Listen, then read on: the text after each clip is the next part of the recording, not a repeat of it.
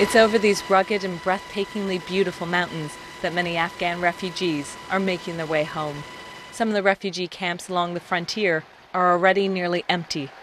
But north of here, still high in the mountains, some 30 kilometers inside Pakistan, lies Jalozai, a sprawling refugee camp that Pakistan wants shut down. Here people are bundling up all they own. Not even the bricks are left behind. Jalozai is Pakistan's biggest Afghan refugee camp, and Islamabad says it's a security threat. Jalozai is more like a giant village than a makeshift camp. It has existed for decades and houses tens of thousands of Afghan refugees. Many fled here after the Soviet invasion in 1979. For the past 27 years, it's been home to Nurullah. I don't have much memories of Afghanistan. I know once that we moved out from Afghanistan to Pakistan, we had to become refugees. But now Nurullah and his family have been told it's time to go back. They say you are refugees and you have to move back, but there is no place to go. I hope we find a better place. United Nations officials say this mass exodus is part of the biggest repatriation of refugees in history. And Pakistan wants to see an additional 2.4 million Afghans return home by the end of 2009.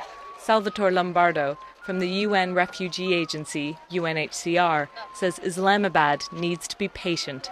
A very important aspect is to persuade our Pakistani friends who are very tired of having hosted this population for a very long time to be patient. We are worried that if the numbers increase, this country will face a major humanitarian crisis. UN officials fear that the Afghan government, even with the help of aid agencies, cannot absorb too many returnees too quickly. According to the Human Rights Watch, some 7 million Afghan refugees have fled conflicts over the past 3 decades. Many have been living in neighboring countries, 1.5 million of them in Iran and another 2 million in Pakistan. Even the road home for refugees is fraught with danger. More than 50 kilometers over high mountains crossing the Khyber Pass. The roads are laden with landmines and travelers preyed upon by bandits. And local Afghan warlords have repeatedly closed the main road from Pakistan. For those who make it through, this is likely their main destination, Kabul's UN Repatriation Center. Here they are reminded of the dangers of returning to a land still at war. The returnees are taught about landmines.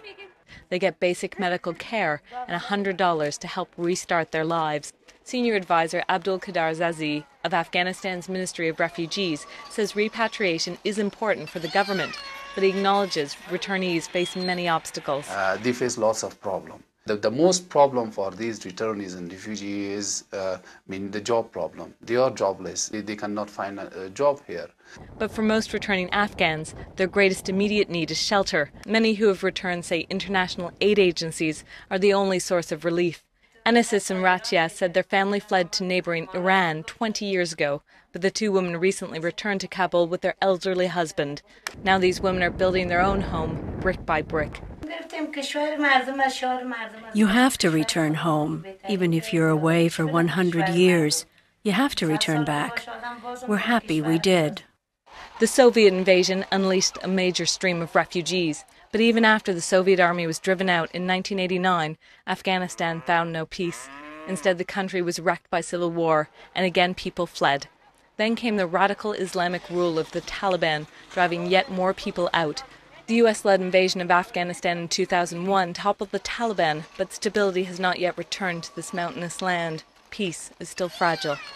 Aid workers say the hope for Afghanistan's future may rest with the refugees, those willing to brave the high mountain passes, committed to starting a new life in a country many barely know. Mandy Clark for VOA News on the Afghan-Pakistan border.